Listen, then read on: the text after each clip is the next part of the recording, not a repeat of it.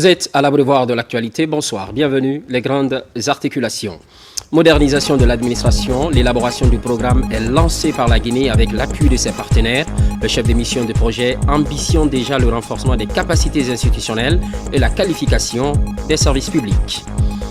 Rencontre du personnel judiciaire. Nous sommes à Koya où le garde des Sceaux veut s'assurer du respect des procédures en vue de l'examen rapide des dossiers. Il faut donc améliorer le cadre de travail.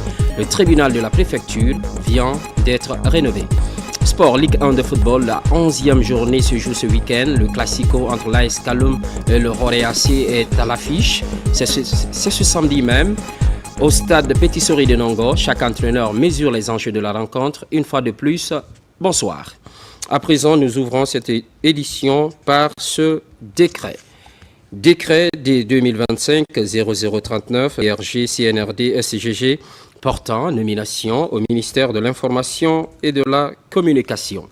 Le président de la République, vu la charte de la transition, décrète. Article 1er. Les hauts cadres et cadres dont les prénoms et noms suivent sont nommés dans les fonctions ci-après. 1. Conseiller principal, M. Mohamed Kondé, confirmé. 2. Conseiller chargé des réformes et de développement des médias et de la publicité, M. Mohamed Kantassouma, journaliste. 3. Conseiller juridique, M. Paul Sekou Yaraduno, juriste. Conseiller technique, M. Mfa Ousmane Kamara, précédemment directeur national des services de diffusion. Conseiller chargé de mission, M. Samba Camus Kamara, journaliste. Inspecteur général, M. Ismaël Fanta Traoré, précédemment inspecteur général adjoint. Inspecteur général adjoint, M. Alfred Oulemou, journaliste. Directeur national des services de diffusion, Mme Julienne Mathias, ingénieur. Directeur national adjoint des services de diffusion, M. Abdoulaye Koulibaly, consultant en télécommunications. Directeur national de la communication et des relations avec les médias privés, M. Boubacar Ba, précédemment directeur national adjoint de la communication et des relations avec les médias privés. Directeur national adjoint de la communication et des relations avec les médias privés, M. Amara Kamara, consultant en communication. Directeur général du Fonds d'appui au développement des médias, M. Souleymane Ba, confirmé. Directrice générale adjointe du Fonds d'appui au développement des médias, Mme Mam Randatou Diallo, précédemment directrice générale adjointe du quotidien Horea. Directeur général du Bureau de stratégie et de développement, M. Guialé Ngato Doré, confirmé. Directeur général adjoint du Bureau de stratégie et de développement, M. Abou Moussa Kamara, confirmé. Directeur général du quotidien Horea, M. Ibrahima Kone, confirmé. Directrice générale adjointe du quotidien Horea, Mme Marie-Louise Diallo, journaliste. Directeur général de la radio rurale de Guinée, M. Ibrahima Souri Sissé, précédemment directeur général adjoint de la radio rurale de Guinée. Directeur général adjoint de la radio rurale de Guinée, M. Lancé Koulibaly, consultant. Directeur général de l'agence guinéenne de presse, M. François Mara. Directeur général adjoint de l'agence guinéenne de presse, M. Mahamoud Bari, journaliste. Directeur général du Centre de formation et de perfectionnement en technique de l'information et de la communication, M. Abdoulaye Djibril Diallo, confirmé. Directrice générale adjointe du Centre de formation et de perfectionnement en technique de l'information et de la communication, Madame Hadiatou Yayassal, confirmé. Directeur général de l'Institut national de l'audiovisuel INA, M. Abdul Kader Keïta, confirmé. Directrice générale adjointe de l'Institut national de l'audiovisuel INA, Madame Fatoumata Diarra Diallo, précédemment DGA de l'AGP. Directeur régional de l'information et de la communication de Kindia, Monsieur Morlaï Kamara. Directrice régionale de l'information et de la communication de l'AB, Madame Kadiatou Diallo, journaliste. Directeur régional de l'information et de la communication de Kankan, Monsieur Mamadi Kansan Doumbouya, journaliste. Directeur régional de l'information et de la communication de Nzélékoré, M. Mohamed Salioupaï, journaliste. Directeur régional de l'information et de la communication de Boké, M. Younoussa Tawel Kamara, journaliste. Directeur régional de l'information et de la communication de Mamou, M. Mamadou Patebalde, consultant. Directeur régional de l'information et de la communication de Farana, M. Sa Malik Kamara, consultant. Article 2. Le présent décret qui abroge toutes dispositions antérieures contraires prend effet à compter de la date de sa signature et sera enregistré et publié au journal officiel de la République Conakry le 14 mars 2025, signé Général Mamadi Doumbouya. C'est parti pour l'élaboration du programme de réforme de l'État et de modernisation de l'administration, à en croire le chef de mission du projet, Awalou Ouedrayogo. Cette initiative a pour principal objectif renforcer les capacités institutionnelles et améliorer la qualité des services publics. La cérémonie est présidée par le Premier ministre, chef de gouvernement. Ousmane Bangoura, compte rendu. C'est le lancement des travaux d'élaboration du programme de réforme de l'État et de modernisation de l'administration publique en République de Guinée. Ce processus de transformation de l'appareil étatique mobilise membres du gouvernement, anciens premiers ministres, conseillers du président de la République, collectif des anciens hauts cadres, partenaires au développement, experts nationaux et internationaux. L'objectif de ce rendez-vous de Conakry est de bâtir une administration moderne, performante et centrée sur les résultats, capable de soutenir la mise en œuvre des politiques publiques. Le programme de réforme auquel on assiste le lancement sera un programme intégrateur.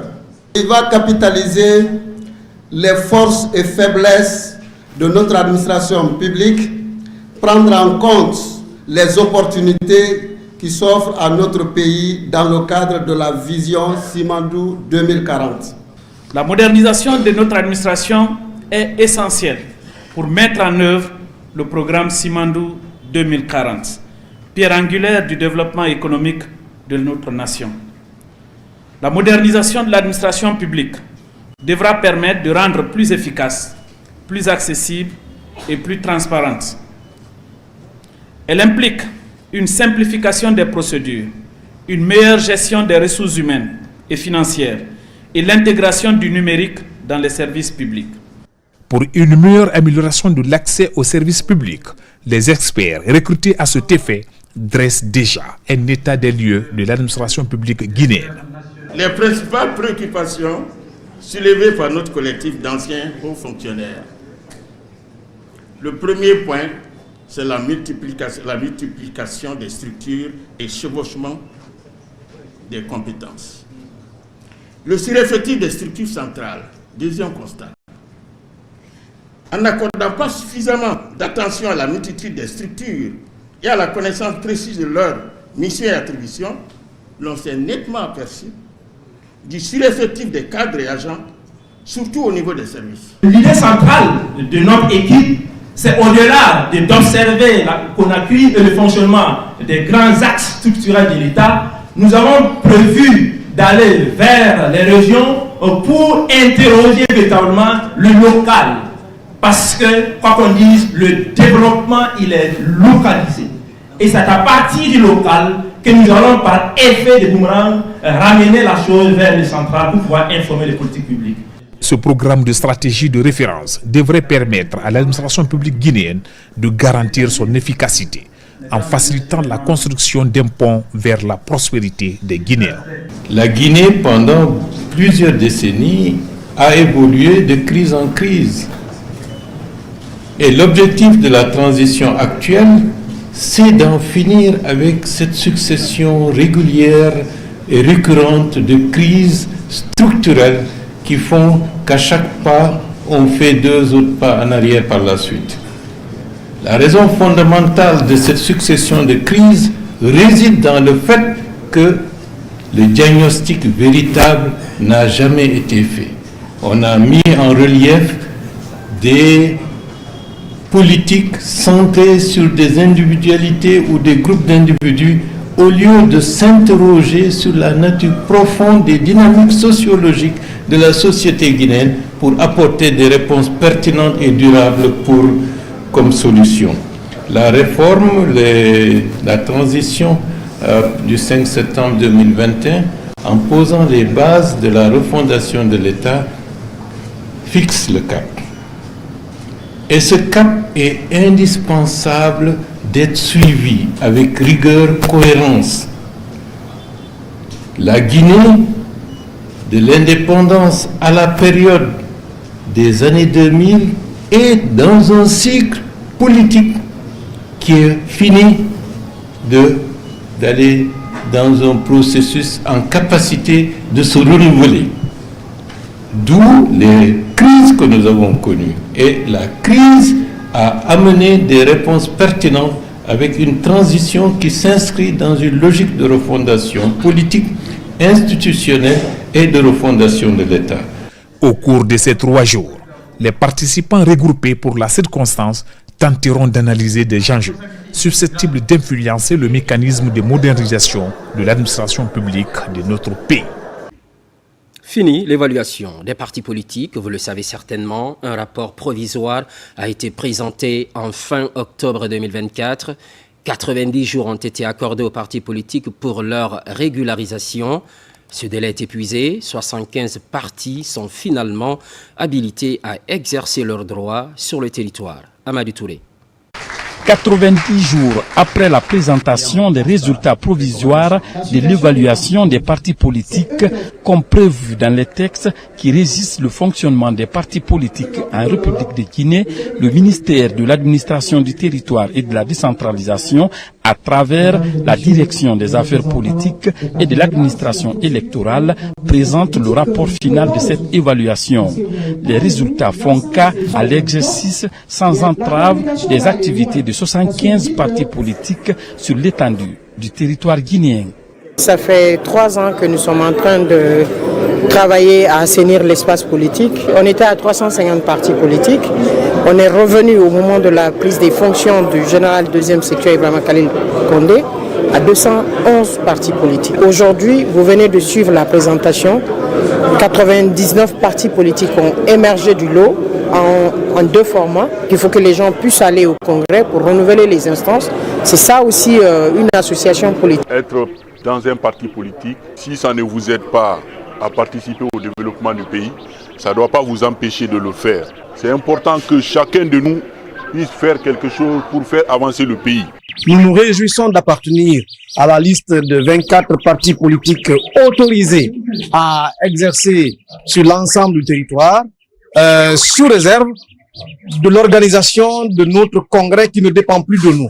Poursuivant la synthèse du rapport, il est indiqué la suspension de 28 partis politiques, la dissolution de 27 autres et 4 partis sont mis sous observation pour une période de 3 mois.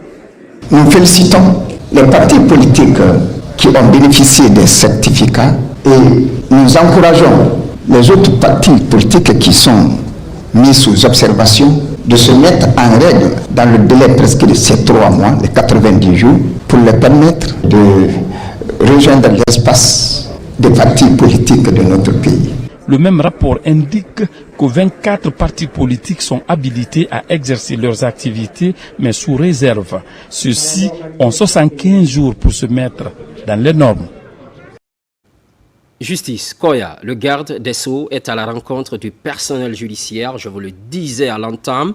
Il veut s'assurer du respect des procédures en vue de l'examen rapide des dossiers. Une volonté certes, mais dans la pratique, cela se concrétise également. La rénovation et l'extension des tribunaux sont effectives. Kerno Younoussaba. Cette visite dans les juridictions vise à s'assurer de leur bon fonctionnement. Le ministre de la Justice et des Droits de l'Homme veut toucher du doigt les réalités dans les cours et tribunaux. Ici à Koya, l'entretien avec le personnel judiciaire porte sur le respect des procédures, histoire d'impulser la célérité dans la gestion des affaires. Faire en sorte que les dossiers, les procédures que nous avons soient menées idéalement et que des délais raisonnables pour des procédures soient tenus. Ces dernières années, le tribunal de Koya est réputé pour le volume considérable des dossiers.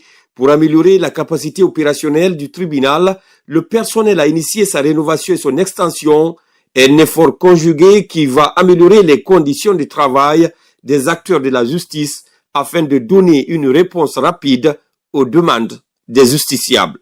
Nous avons décidé, dès notre prise de fonction, de chercher à donner une meilleure image au tribunal de première instance de Koya. C'est le lieu et le moment, monsieur le garde des Sceaux, de remercier particulièrement le chef de greffe, de remercier mesdames et messieurs les magistrats et greffiers qui composent cette juridiction pour tous les efforts qu'ils ne cessent de déployer. À l'entame de l'année 2025, j'ai dit avec beaucoup d'insistance que cette année, je la place sous le signe de la rigueur et des résultats.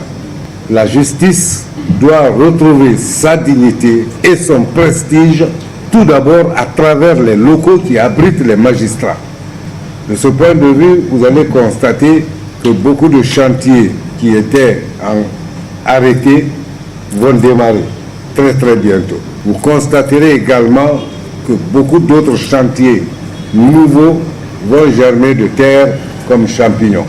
Par cette réalisation, le tribunal de Koya exprime sa détermination à accélérer les audiences pour lutter contre les longues détentions sans jugement, ce qui va aider à respecter les droits des détenus. Plusieurs engins roulants offerts à la gendarmerie nationale. Une main généreuse de la société minière de Boké. Par ce geste, les capacités opérationnelles se renforcent en termes de sécurisation, surtout des sites de la SMB, ainsi que des populations environnantes. La remise a lieu au recommandement de la gendarmerie nationale. Adjudant-chef Oumar Kamara de la presse militaire. Ce sont 5 pick-up tout-terrain avec des réglages de dernière génération. Ils viennent d'être mis à la disposition du haut commandement de la gendarmerie nationale et direction de la justice militaire. Le geste est de la société minière SMB Mining Company et vise à renforcer le dispositif sécuritaire dans la région de Boké, zone d'implantation de la société. Nous sommes très honorés de vous remettre officiellement 5 véhicules qui vont venir compléter déjà les premiers véhicules qui sont à notre disposition sur nos terrains d'activité. La sécurisation de nos infrastructures, la sécurisation des femmes et des hommes qui composent notre compagnie et qui font la fierté de notre secteur. En recevant ce don et fidèle à sa mission de protection des personnes et de leurs biens, le haut commandant de la gendarmerie nationale a rassuré le donateur de son accompagnement constant pour maintenir un environnement stable et sécurisé dans la zone de production minière. Ce don de véhicules témoigne la qualité du travail abattu par les gendarmes auprès de la SMB, mais aussi la volonté de la SMB à accroître les capacités opérationnelles de cette unité qui œuvre auprès d'elle depuis plusieurs années. Une fois de plus, ces véhicules, ce qui est sûr, viendront améliorer la capacité opérationnelle de nos unités dans la sécurisation non seulement de la SMB, mais aussi de la population environnante. SMB constitue aujourd'hui une référence de type de sécurisation que nous offrons à toutes les sociétés. Présente en Guinée depuis plusieurs années, la société minière de Boké, SMB, œuvre dans l'exploitation de la bauxite. L'institution n'est pas à son premier geste en faveur de la gendarmerie nationale, un acte qui s'inscrit en modèle de collaboration entre le secteur privé et les forces de défense et de sécurité. Par ailleurs, depuis le 8 mars, son statut d'intérimaire a pris fin, devenant ainsi directrice générale des impôts. Il s'agit de Fatoumata Koula Diallo, première femme à occuper ce poste. Avec plein de défis à surmonter, elle est entrée en fonction ce vendredi, suivie de son installation. Mamadou Saliouba, Salifou Sila. C'est la toute première femme à être promu à la tête de la Direction générale des impôts. Intérimaire durant quelques semaines, désormais confirmé par décret le 8 mars dernier.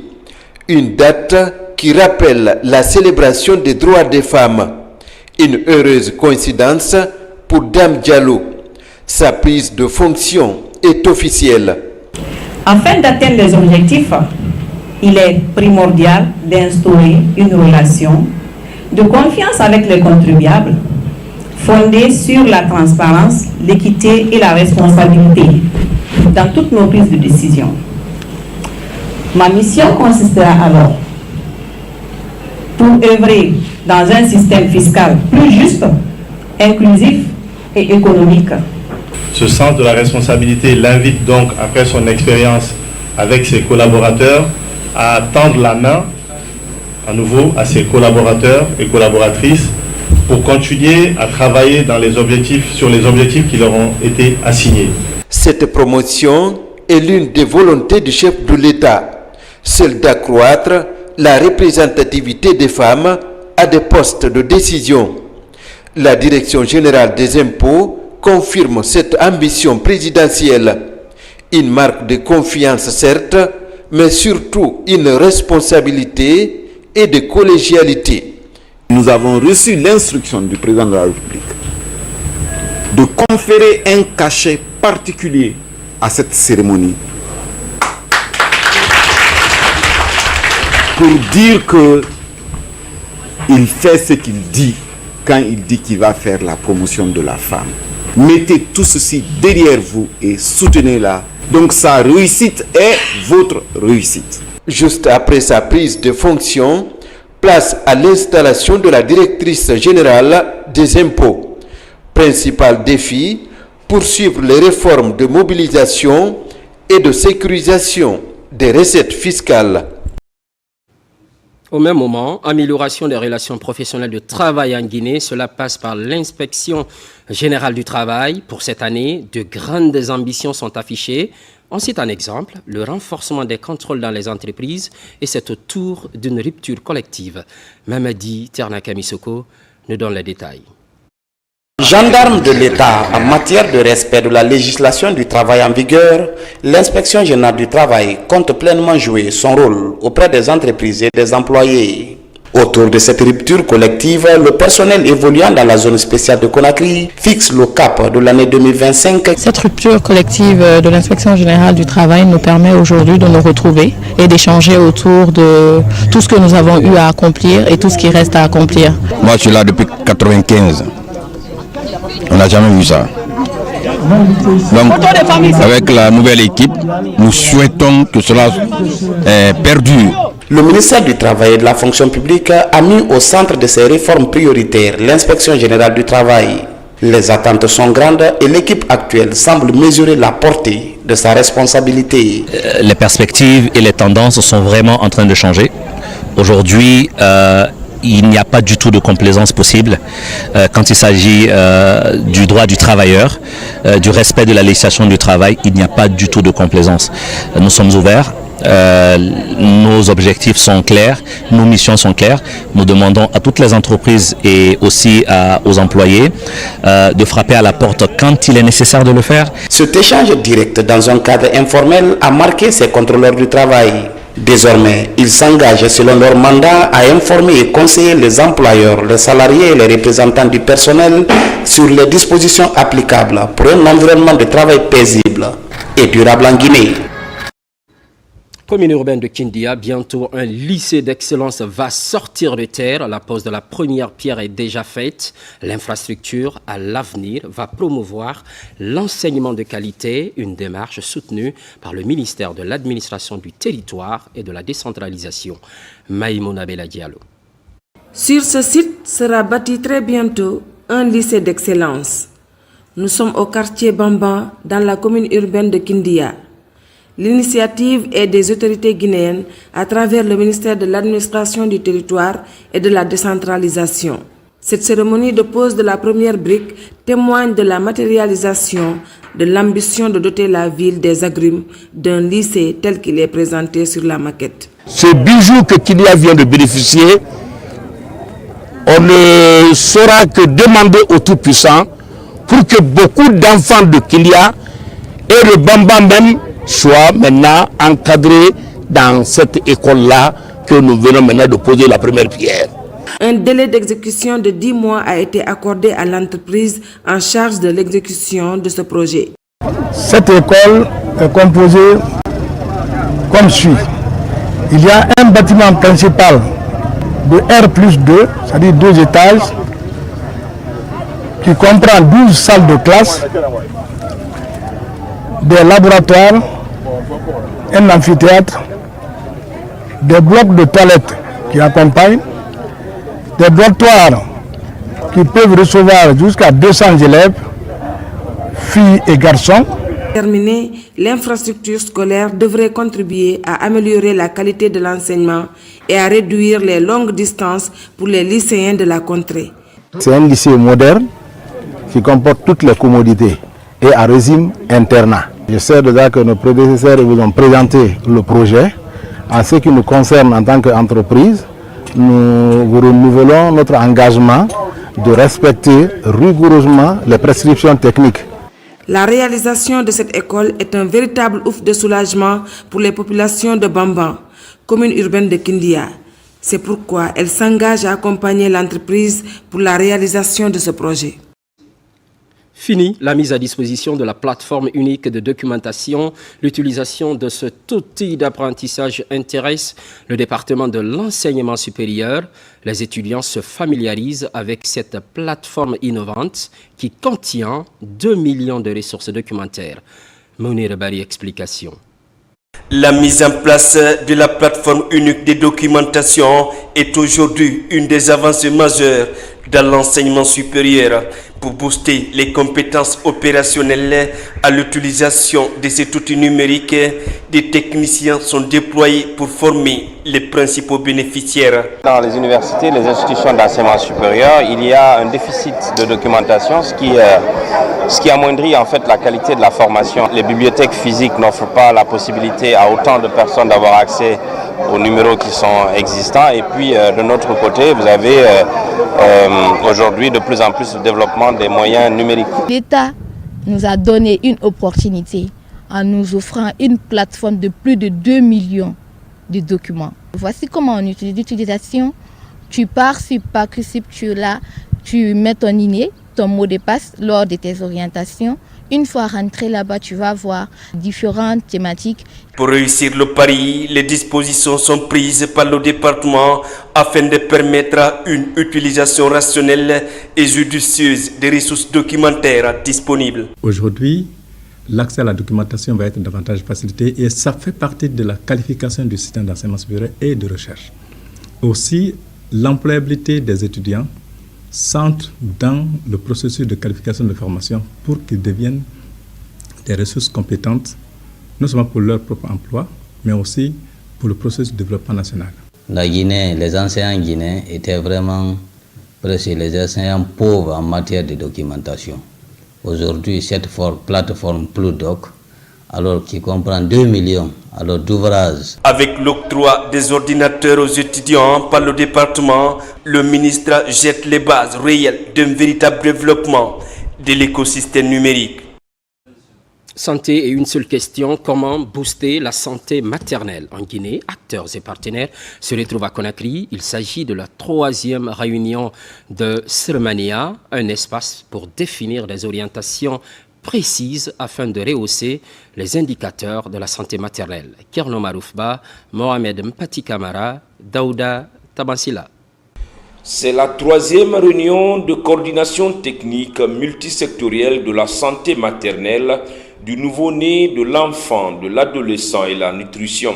Ce rendez-vous de Conakry réunit l'ensemble des acteurs engagés dans l'amélioration de la santé de la mère et de l'enfant et les inspecteurs régionaux du pays. Au-delà de passer en revue nos interventions, que c'est aussi un moment de partage de ce qui se fait dans les autres départements, donc de renforcement de la collaboration, aussi bien au sein de nos départements, à l'intérieur même du ministère de la Santé, mais aussi renforcer la collaboration entre les autres départements. À notre retour dans nos régions, nous avons à faire la restitution de toutes les recommandations qui vont découler de cette réunion, mais aussi faire des plans d'action détaillés pour permettre vraiment d'améliorer tous les indicateurs de la SR Mania. Au-delà d'être une coordination, la SR Mania est une plateforme d'échange et de partage d'idées. À cette troisième réunion, les acteurs ont élaboré le bilan de cette coordination au compte de l'exercice 2024. Cette réunion de coordination constitue une plateforme essentielle où nous devons ensemble analyser les progrès, identifier les défis persistants et convenir des actions stratégiques et opérationnelles à mettre en œuvre pour améliorer les indicateurs de la SR Mania. Au sortir de cette réunion de Conakry, des recommandations ont été formulées. Elles vont dans le sens du renforcement de la planification, de l'optimisation des interventions en faveur des populations les plus vulnérables. Santé toujours. Cette fois-ci, à Boké, l'hôpital régional aura bientôt une centrale d'oxygène. Le gouverneur de la région a récemment lancé les travaux. C'est un financement de l'UNICEF afin de soulager les patients dans cette partie de la Guinée. Younous Atawel Kamara. Le personnel soignant de l'hôpital régional de Boké va bientôt se frotter les mains. Sa structure sanitaire aura désormais sa propre centrale d'oxygène. C'est une initiative du ministère de la Santé sous financement de l'UNICEF.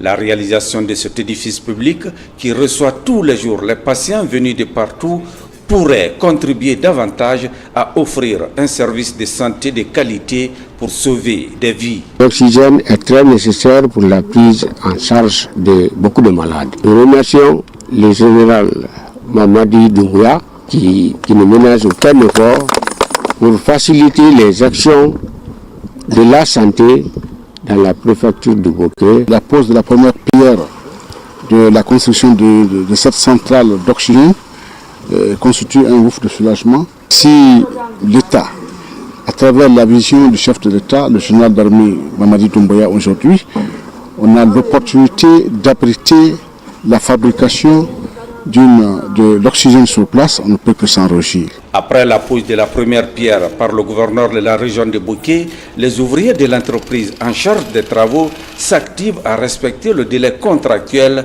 prévu pour 3 mois. Nous avons commencé les travaux et nous avons fait déjà une mobilisation en personnel, en matériel et matériaux aussi. Nous avons pris toutes les dispositions par rapport à l'exécution de ce projet dans les règles de l'art. Par cette initiative, le gouvernement guinéen et son partenaire UNICEF expriment ainsi leur volonté à renforcer le système sanitaire de l'hôpital régional de Boké en l'équipant des matériels adéquats. Sur tout autre plan, jeunesse et développement local, c'est le thème d'un forum sur la vulgarisation du vaste programme Simandou. Le cabinet international Simaco organise l'événement. Il est question d'expliquer la portée de cette vision présidentielle pour l'insertion socio-professionnelle de la couche juvénile. Mikini Moussa Kamara, Noumousso Diakité.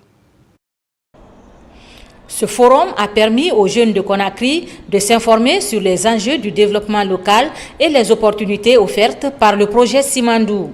Il a également servi de plateforme d'échange et de réflexion sur les initiatives à mettre en place pour favoriser l'implication de la jeunesse dans la construction d'un avenir prospère pour la Guinée. Nous avons organisé cet événement pour accompagner l'ambition politique du président général Mamadi Doumbouya, chef de l'État, chef suprême des armées, qui a décidé de développer notre pays d'ici 2040. Que notre pays soit un pays émergent d'ici 2040. Que notre jeunesse soit une jeunesse efficace et une jeunesse représentative dans la sous-région d'ici 2040. Le ministère de la Jeunesse est le soutien institutionnel de ce programme. Mais au-delà, aussi la vulgarisation de la vision Simandou 2040. Alors c'est une bonne initiative à soutenir et à encourager au regard de la mobilisation qu'ils ont eu à faire Moi, j'ai dit que c'est important parce que ça touche une cible qui doit être la force motrice du processus de développement de notre pays.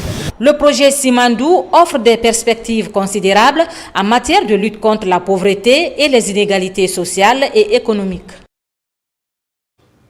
À présent, quelle suite donner à l'incendie du dépôt pétrolier de Kaloum? On parle maintenant de la relance de l'économie des femmes. Le Fonds monétaire international a mis la main à la poche. 5 millions de dollars sont accordés à la Guinée. Mais comment accéder à ce financement?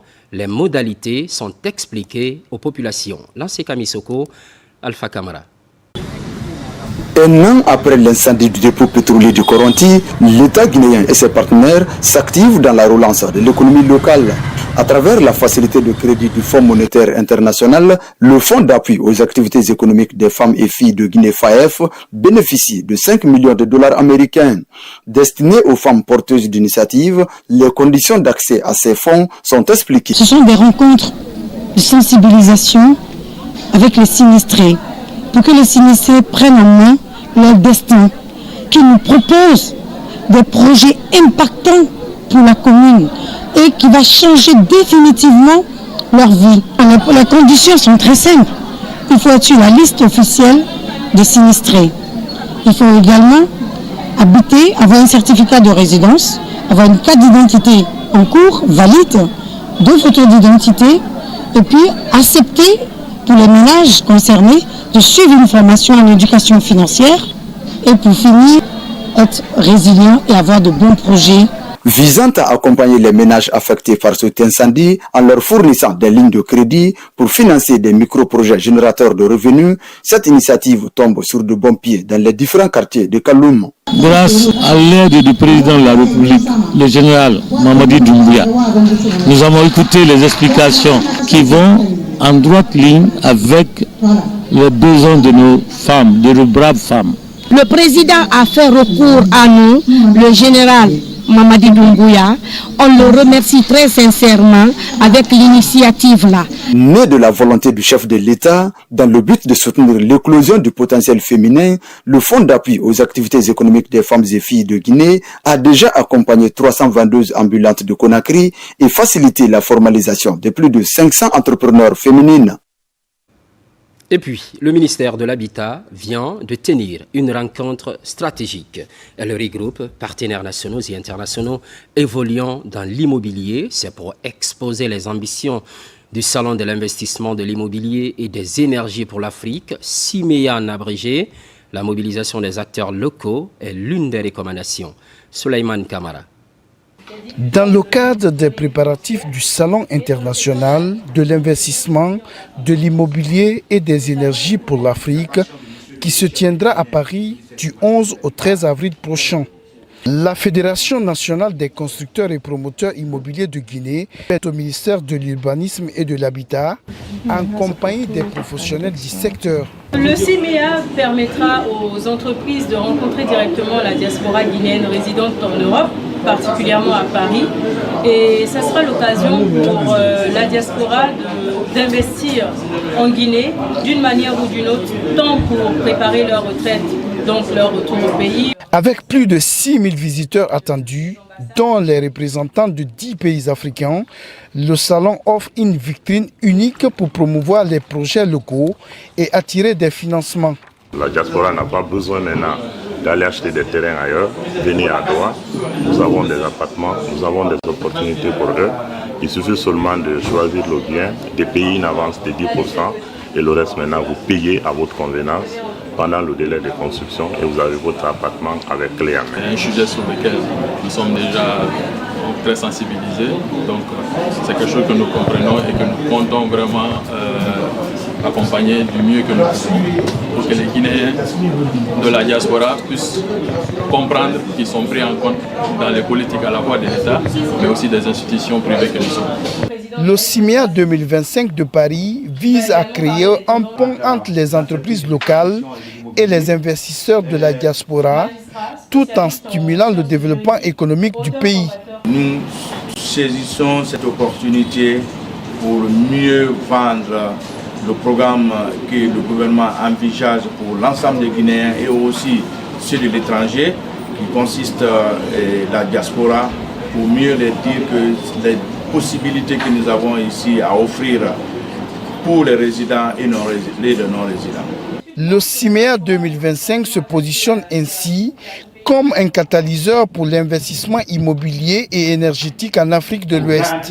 Les initiateurs appellent à une mobilisation massive des acteurs guinéens pour faire de cet événement un succès. Un peu plus loin de Conakry, lancement de la construction des sièges et logements des trésoreries préfectorales. Kerouani n'est pas en marge, une initiative du gouvernement guinéen mise en œuvre par le département de l'économie et des finances. Derrière ces travaux, il faut espérer à la mobilisation accrue et à la meilleure gestion des ressources. Fodé Bangali Fofana, correspondance.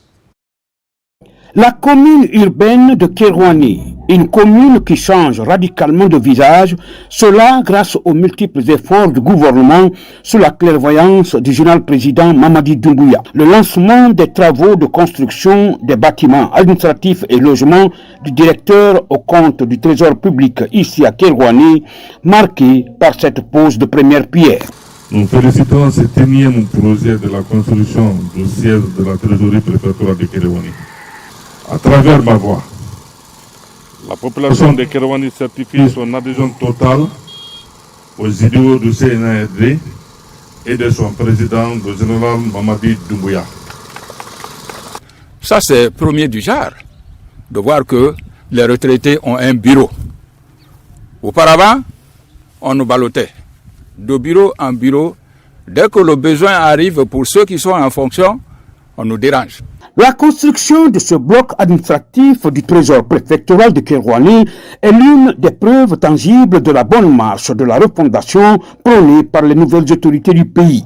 Le ministre de l'économie et des finances, par ma voix, sollicite auprès de l'entreprise contractante d'exécuter le plus tôt que possible, dans le délai, ces infrastructures en respectant les normes légales. Nous sommes désolés de constater que certains viennent poser leur première pierre, ils font le soubassement et puis ils disparaissent dans la nature.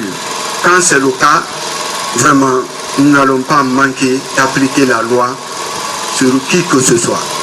Au nom de la laborieuse population de Kerouani, les autorités préfectorales ont rendu un vibrant hommage au général Mamadi Doumbouya, président de la République, pour tous les efforts qu'il ne cesse de consentir pour le développement harmonieux de la Guinée, sa patrie.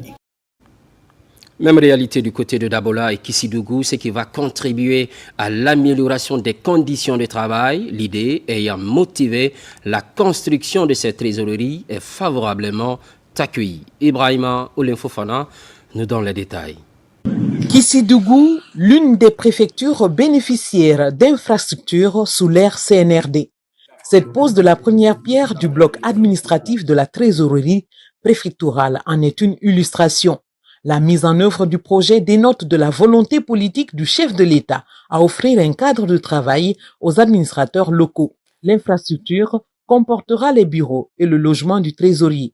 Ce moment symbolise le début d'une aventure collective portée par l'ambition du président de la République, le chef de l'État, le général Mamadi Doumbouya, de doter nos préfectures d'infrastructures modernes, fonctionnelles et adaptées pour l'amélioration des conditions de travail des administrations publiques à la base. Au niveau du bloc administratif, vous avez 5 bureaux, plus le bureau du directeur préfectoral de la trésorerie, y compris un caveau sous-sol. Au niveau du logement, vous avez 3 chambres, 3 douches, et salon, bienderie et de la terrasse et de la cuisine. C'est la première fois depuis 1958 que Kissidougou puisse avoir un trésorier public et sa résidence. Ça, c'est tout juste pour remercier le chef de l'État, le chef suprême des armées, le général Mamadi Doumbouya, qui nous a aidés. De Kissidougou, nous voici à Dinguiraï. Là aussi, les autorités ont procédé à la pose de la première pierre de la trésorerie.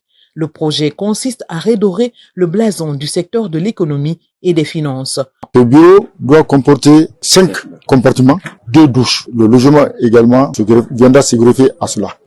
Ensuite, l'aménagement dans l'intérieur de la cour. Un projet qui a un délai d'exécution de 12 mois. La cérémonie s'est bien déroulée et à la satisfaction de tous les Dingaraïka qui nous demandent que de nouvelles infrastructures, parce que le peu d'infrastructures que nous avons ici sont tous vétustes et méritent d'être rénovés ou reconstruits. Ces édifices publics, une fois construits, vont permettre de renforcer les capacités opérationnelles des administrateurs locaux des préfectures respectives.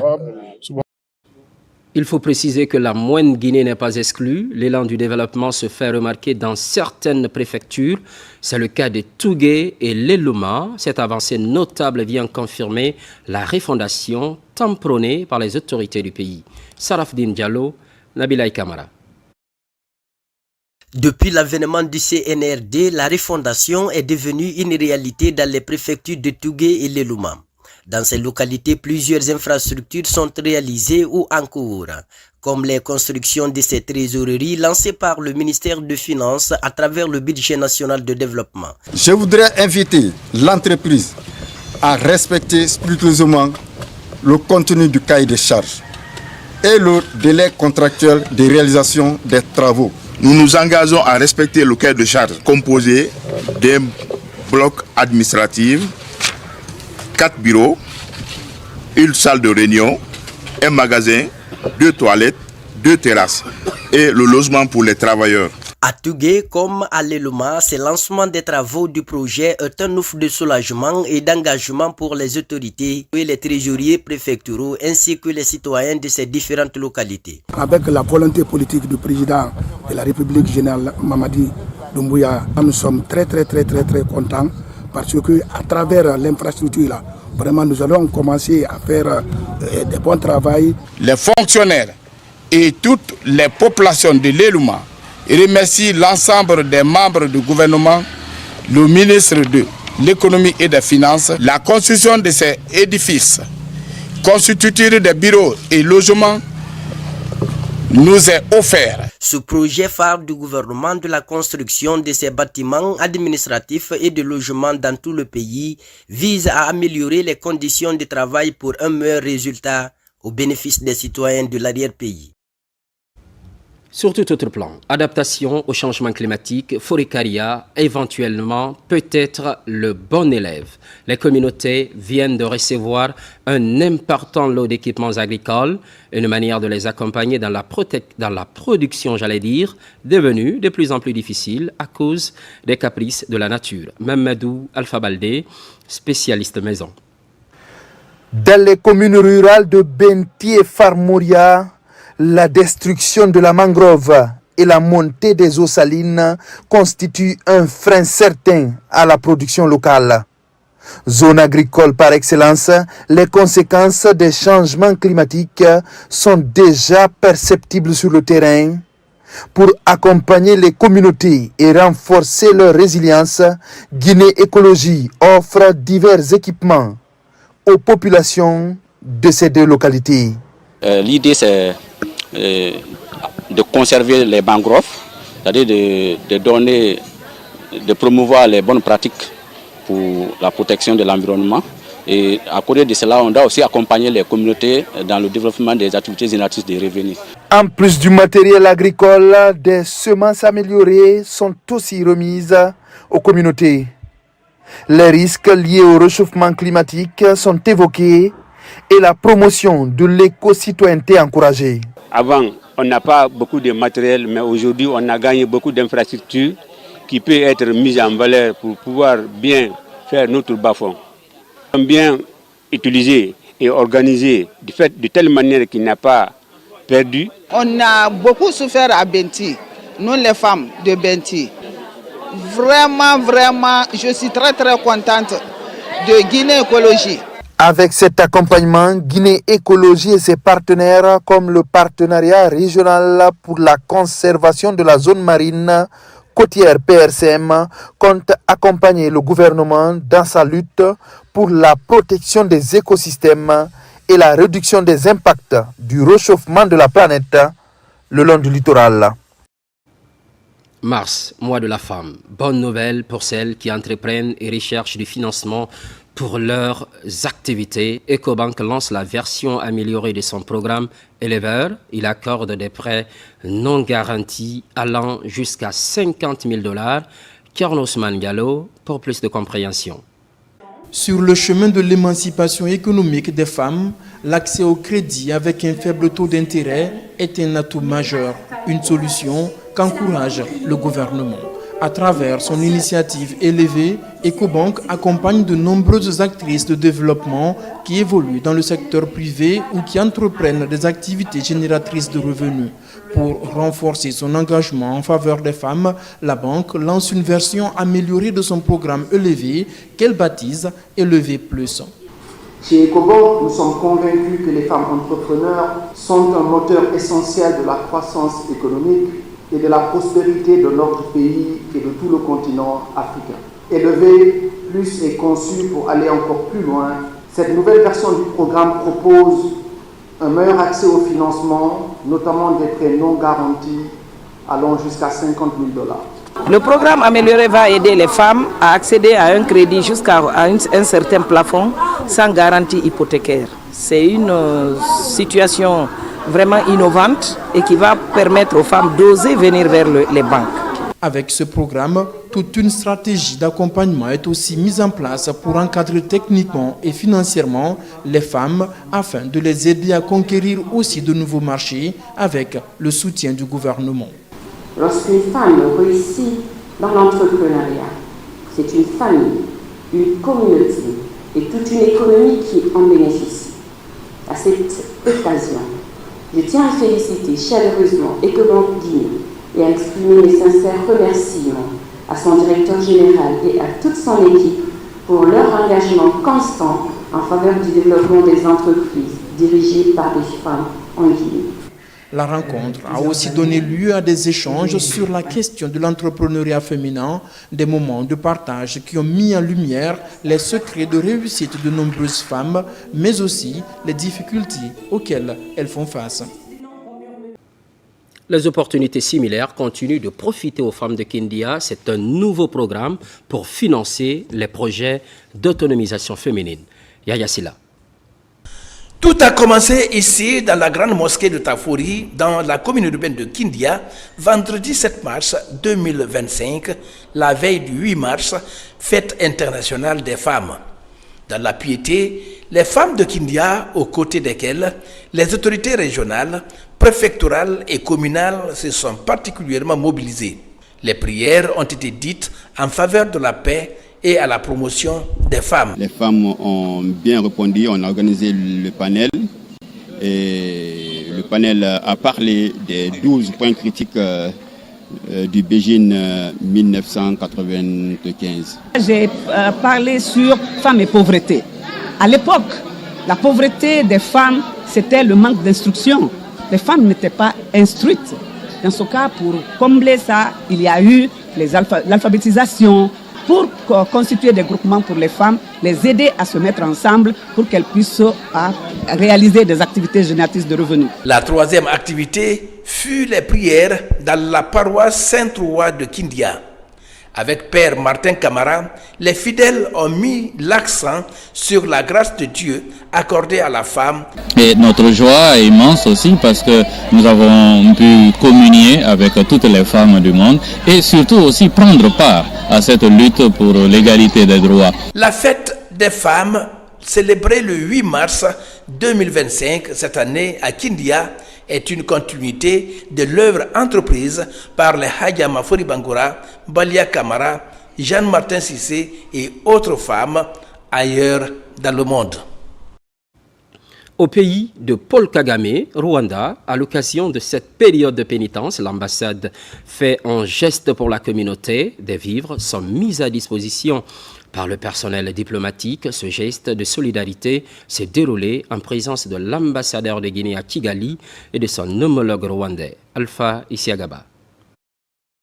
Voici un geste qui va rester longtemps gravé dans la mémoire des compatriotes vivant au Rwanda. Ils célèbrent, chrétiens et musulmans, cette période de pénitence aux côtés de l'ambassade. La représentation diplomatique à Kigali, pour communier avec les ressortissants guinéens, offre des denrées alimentaires. La démarche vise à les aider à traverser ce moment de gêne. Au nom de toute la communauté, nous sommes très ravis, solennellement, vivement, pour cette grande initiative de donner des dons en ce mois béni, non seulement pour les musulmans, mais aussi pour les chrétiens. Cette initiative est très solennelle et ça marque quelque chose de très grand. Cette journée également indique combien de fois son Excellence Soumaïla Savané, l'ambassadeur extraordinaire et plénipotentiaire de la République de Guinée, près de la République du Rwanda, est très attaché à sa communauté. Et cela est également en conformité avec la vision du chef de l'État. En posant cet acte, l'ambassadeur Soumaïla Savané et son équipe contribuent à réduire considérablement les charges pour ces familles guinéennes. Nous prions que ce mois soit un mois de bénédiction pour la Guinée et que toutes les prières de tous les Guinéens et Guinéennes soient exaucées par notre Dieu. On vient de loin, on est dans un pays qui nous a accueillis comme vraiment des citoyens de ce pays. Respectons les lois de ce pays et surtout donnons-nous la main pour faire avancer notre pays qui est la Guinée. Plusieurs centaines de compatriotes ont bénéficié de ce geste de solidarité, une assistance qui va au-delà des simples gestes anodins. Pour l'ambassade, c'est l'expression de l'entraide fraternelle à l'étranger. Retour au pays, Alphonse Aboké pour nous faire comprendre le rapprochement et la solidarité exprimée vis-à-vis des populations sur place.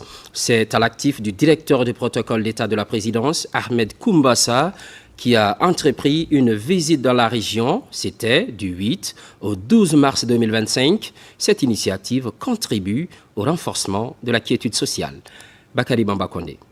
La visite de l'ambassadeur Ahmed Koumbassa a débuté par un moment symbolique et spirituel à la grande mosquée de Boké, où une lecture solennelle du Saint-Coran a rassemblé des fidèles musulmans.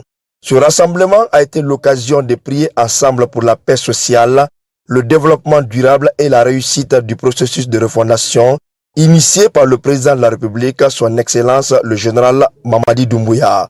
À travers ses prières et bénédictions, l'ambassadeur a renforcé l'importance des idées de pardon, de cohésion sociale et de développement durable qui sont au cœur des préoccupations du chef de l'État. Cet geste dont j'ai vu, vraiment, c'est une geste humanitaire. Je demande au bon Dieu vraiment de pardonner, c'est de se donner la main pour que vraiment les uns et les autres puissent être ensemble. Lors de son séjour à Boké, l'ambassadeur a également eu l'opportunité de rencontrer le Kuntigi de la préfecture de Boké, autorité morale respectée, avec qui il a échangé sur les préoccupations des populations locales et sur la manière dont la Guinée peut, dans son ensemble, contribuer à avancer vers un développement harmonieux et inclusif. L'octogénaire Nyokoro Sanusi Kamara, une figure respectée de la communauté, visiblement ému par la présence de l'ambassadeur Ahmed Koumbassa et de la délégation qui l'accompagne, a exprimé toute sa satisfaction. Kagandé ici, l'autorité morale de Kagandé, parce que on a eu à Boké ici 8 ministres. Regardez comment la ville de Boké est. Il y a eu des préfets de Boké. Qu'est-ce qu'ils sont fichus ici? Mais regardez aujourd'hui Boké, les routes, jusqu'à ça, jusqu'à Kondaboui. Mettez-vous au carrefour, regardez notre préfecture. Alhamdulillah, bien. Alors que les gens sont venus. Et il y a des possibilités pour changer cette préfecture-là, mais ils ne l'ont pas fait. Cette visite du directeur du protocole d'État est un retour aux sources qui incarnent la longue tradition d'échanges et de liens solides que Ahmed Koumbassa a toujours entretenu avec les populations de sa région natale. En initiant des rencontres régulières avec les autorités locales et les leaders communautaires, il contribue activement à la consolidation des relations entre l'État et les citoyens, un effort précieux pour renforcer la paix, l'unité et le développement de la Guinée. Il va crescendo et à juste raison soutient des initiatives présidentielles. Le choix est porté sur des médias pour éclairer l'opinion publique par rapport à la vision du CNRD. Cette option a été dévoilée à l'occasion d'une conférence de presse. Aboubakar Junior Kamara. Les mouvements de soutien au président de la République se multiplient à travers le pays. Pour apporter leur soutien à l'homme du 5 septembre 2021, plusieurs options sont expérimentées. Le mouvement des engagés pour la réussite de la transition choisit les médias pour expliquer les acquis et la vision du gouvernement du général Mamadi Doumbouya. Je voudrais, Guinéennes et Guinéens, vous demander à tous, sans distinction d'opinion, de soutenir l'ère de la refondation prônée par le général d'armée Mamadi Doumbouya, président de la République, chef suprême des armées. La refondation est bel et bien possible en Guinée, mais de façon résolue et progressive. Cette conférence de presse est mise à profit pour expliquer aux médias les projets du programme de développement enclenchés dans tous les secteurs du développement en Guinée. Plus de 200 partis politiques et plus de 1000 organisations de la société civile, nous avons été des milliers à vous solliciter pour appeler à porter votre candidature à l'élection présidentielle prochaine. Je vous avoue que nous ne voyons pas d'autres candidats crédibles, tant notre principale préoccupation était de faire aboutir cette transition dans la paix et la stabilité. Le mouvement des engagés pour la réussite de la transition décide d'accompagner le président de la transition dans tout le processus jusqu'à la victoire finale. Sport Ligue 1 de football, la 11e journée se joue ce week-end. Parmi les affiches, le Classico entre l'AS Kaloum et le Rorail AC. C'est ce samedi 15 mars au stade Petit Souri de Nongo. Chaque entraîneur mesure les enjeux de la rencontre. Abdoulaye Diallo. Peu importe l'état de forme de l'AS Kaloum ou du Rorail AC, le match entre les deux équipes est une croisade de prestige pour le football guinéen. Un Classico, ça se gagne parce que c'est des matchs les plus intéressants et c'est des matchs de référence, que ce soit pour l'entraîneur, que ce soit pour les joueurs. Je pense qu'on est sur une bonne dynamique et que demain, on va le préparer ce match, plus sur l'aspect tactique et mental, parce que l'AS Kaloum sait jouer ce genre de match. Au classement provisoire, les Rouges et Blancs de Matam occupent la 2e place avec 19 points et les Kaloumistes sont 10e avec 13 points. Les deux équipes restent également sur des succès lors de la 9e journée. À l'orée de ce derby, Noum Diané ne se met aucune pression. C'est pas Kaloum, c'est pas Afia, ça n'a rien à voir. Tous les matchs qu'on joue, on est en train de préparer ces jeunes-là à ça sur le plan mental. Déjà que ce soit des joueurs vraiment des guerriers sur le terrain. Pour des raisons de sécurité, la Ligue, en accord avec l'ASK, a délocalisé ce match au stade Petit Souri de Nongo. L'invite est faite au public d'observer le fair play pour mieux profiter du spectacle. Nous privilégions l'événement, c'est un événement et que la sécurité de tous ceux qui participent à l'événement est un souci majeur pour la Ligue. Je demande à tout le monde de venir avec un esprit de fair play 1000% parce que au-delà de tout ce qu'on dit, c'est des Guinéens qui jouent contre des Guinéens, c'est des frères qui jouent ensemble, c'est des jeunes qui se connaissent. Les 19 derniers classicos qui ont opposé l'AS Kaloum au Rorail AC se sont soldés en faveur du HAC qui totalise 9 victoires et 3 défaites. Pour l'exercice précédent, l'ASK avait gagné 1-0 à Yorokogia avant le nul ouvert au match retour. Ce samedi, le public du stade Petit Souri aura droit à des retrouvailles. À titre illustratif, Ibrahima Souri Sankon et Sekou Keita seront face à leurs anciens coéquipiers du Rorail. On se quitte sportivement, belle ambiance de football avec le Classico guinéen. L'actualité évolue sur la Guinée, notre paradis, terre de richesse et d'innovation. Constante fidélité à toutes et à tous. À très vite.